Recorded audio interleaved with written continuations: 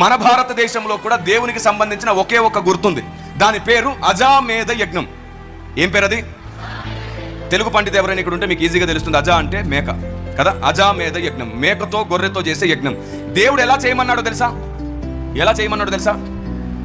ఒక మేకను గాని గొర్రెను గాని తీసుకొని దానికి పట్టు వస్త్రాలు ధరింపజేసి దాని తలకు ముళ్ళు చుట్టి దాని నోట్లో చేదు పోసి చెక్క బల్లపైన దాన్ని పరుండబెట్టి మేకులతో దిగగొట్టి దాని వస్త్రములను తీసివేసుకొని ఆ యజ్ఞానికి ప్రధానులైన వారు దాన్ని పంచుకొని ఆ తర్వాత దాన్ని వేలాడదీసి దాని ఎముక విరగకుండా దాన్ని పొడిచి రక్తము పాత్రలో తీసుకొని యజ్ఞగుండంలో వేసి సూర్యాస్తమయం లోపు ఆ మేక గాని ఆ గొర్రె గాని బ్రతకాలి.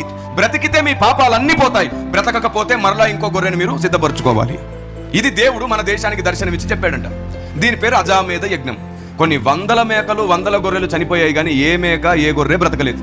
అప్పుడు మన పెద్దలు అడిగారంట, ఓ దేవుడా, ఏ మేక ఏ గొర్రె బ్రతకట్లేదు, మరి దీన్ని మేము చేయడం వెనకాల ఏ మేక ఏ గొర్రె బ్రతుకుతుందో మాకు ఎలా తెలుస్తుంది? అప్పుడు అన్నాడంటే దేవుడు, ఏ గొర్రె ఏ మేక బ్రతకదు, సరిగ్గా నేనే ఇలా వచ్చి మరణించి తిరిగి లేస్తాను, నేను బ్రతుకుతాను, నన్ను గుర్తుపడితే మీ పిల్లలకి నేను మోక్షం ఇస్తాను అని చెప్పాడు దేవుడు. ఇది అజామేధ యజ్ఞం యొక్క విధానం. నేను ఈరోజు భారతదేశాన్ని అడుగుతున్నాను, ఈ అజామేధ యజ్ఞం యొక్క ఈ విధి విధానాలు ఎవరిలో నెరవేరాయి? ప్రపంచంలో ఎన్ని దేశాలు ఉన్నాయో అన్ని దేశాలలో కూడా దేవుడు తన గురించిన గుర్తులు పెట్టుకున్నాడు. ఎందుకంటే ఆయన పక్షపాతి కాదు. ఆయన తడువులాడి కనుగొను నిమిత్తం కొన్ని గుర్తులు పెట్టాడు ఆయన. ఆమేన్. ఎందుకంటే యేసు క్రీస్తు యూదుల దేవుడు కాదు, ఆయన అందరికీ ప్రభువు, ఆయన అందరి దేవుడు. దేవునికి స్తోత్రం కలుగును గాక. ఇలాంటి ఆధారాలండి, ఇలాంటి ఆధారాలు దాదాపుగా 200 ఆధారాలు ఉన్నాయి.